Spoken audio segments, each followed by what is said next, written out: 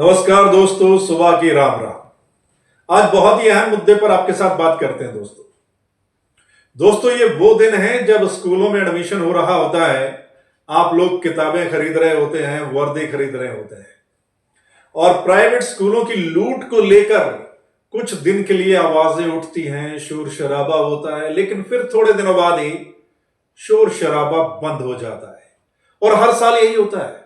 इन दिनों में कुछ लोग बोलते हैं, अखबारों में खबरें छपती हैं, शिक्षा विभाग का महकमा थोड़ा एक्टिव हो जाता है, लेकिन थोड़े दिनों बाद फिर सब बंद हो जाता है।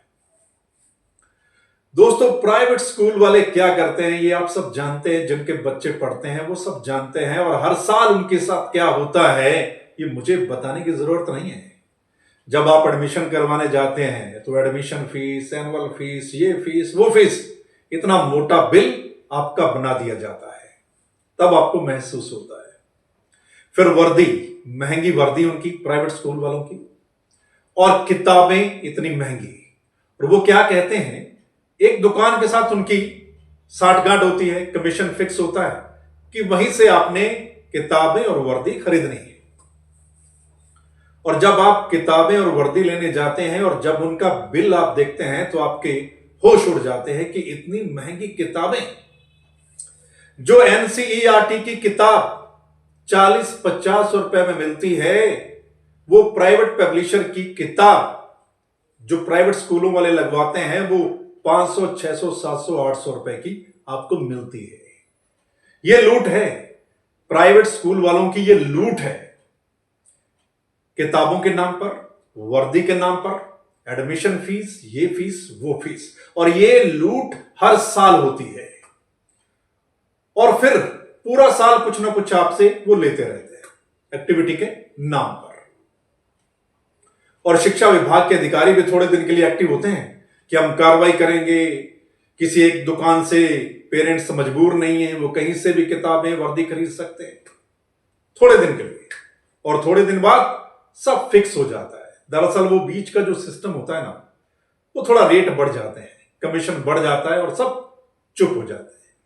ये प्राइवेट स्कूलों वाला धंधा जो चल रहा है सरकार की नाक के नीचे, ये सब होता है ना। एक आम बंदा प्राइवेट स्कूल में अपने बच्चे नहीं पढ़ा सकता आज की इस महंगाई के दौर में, लेकिन मां बाप को मजबूरन पढ़ाना पड़ता है, क्योंकि सरकारी स्कूलों के हालात को देखते हुए जो मां बाप हैं वो प्राइवेट स्कूलों में पढ़ाते हैं। अगर सरकारी स्कूल अच्छे हों, वहां अच्छी शिक्षा मिले, पूरा स्टाफ हो, तो सभी सरकारी स्कूलों में भेज देंगे। क्या जरूरत है प्राइवेट स्कूलों में भेजने की? एनसीईआरटी की किताबें पढ़ाएंगे, कल को कोई एग्जाम होना है, नौकरी का भी होना है, कहीं और एडमिशन का भी होना है, तो एनसीईआरटी की बुक्स ही सही होती हैं, उन्हीं में से सवाल आते हैं। लेकिन प्राइवेट स्कूल वाले ये जो धंधा कर रहे हैं ना, ये सब मिली भगत से होता है, और ये आप सब जानते हैं। नीचे से लेकर ऊपर तक कमीशन फिक्स होता है, जिसकी वजह से ये धंधा चल रहा है और आम लोगों पर इसका बोझ पड़ता है कि इतनी महंगी शिक्षा तो फ्री होनी चाहिए, फ्री होनी चाहिए शिक्षा, लेकिन शिक्षा के नाम पर ये जो धंधा करोड़ों का चल रहा है, इस पर लगाम कौन लगाएगा? लगाम सरकार ही लगा सकती है अगर चाहे तो, है ना। सो दोस्तों, सिर्फ कुछ दिन के लिए सिर्फ आवाज मत उठाइए, इसको एक मूवमेंट बनाइए। अगर आप चाहते हैं कि आप इस लूट से बचें और ये लूट बंद हो, तो फिर आपको और ज्यादा जागरूक होने की जरूरत है। और सिर्फ इक्का दुक्का के बोलने से काम नहीं चलेगा, हर शख्स को बोलना पड़ेगा, हर शख्स को आगे आना पड़ेगा, तब जाकर प्रेशर बनेगा, सरकारें भी काम करेंगी और थोड़ी नकेल कसी जाएगी।